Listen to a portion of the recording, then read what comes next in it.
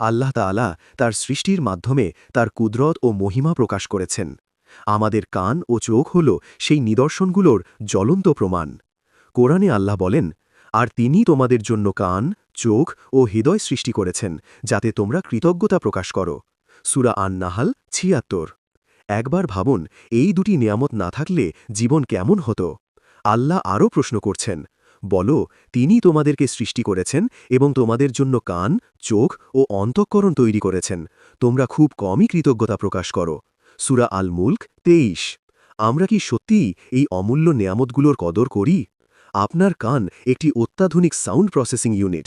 এটি বাতাসে ভেসে আসা সামান্য কম্পন থেকে শুরু করে বজ্রপাতের গর্জন পর্যন্ত সব ধরনের শব্দকে নির্ভুলভাবে বিশ্লেষণ করে।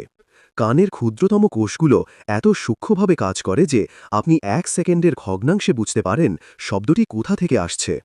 এই নিখুঁত সিস্টেম ছাড়া আমাদের যোগাযোগ বা বিপদ থেকে বাঁচা প্রায় অসম্ভব হতো।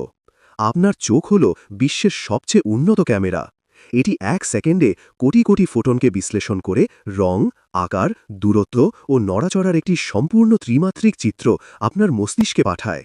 চোখের রেটিনায় থাকা ১২৫ মিলিয়ন আলোক সংবেদনশীল কোষ এত সূক্ষ্মভাবে কাজ করে যে মহাবিশ্বের গ্যালাক্সি থেকে শুরু করে একটি ক্ষুদ্র ব্যাকটেরিয়া পর্যন্ত দেখতে পারে।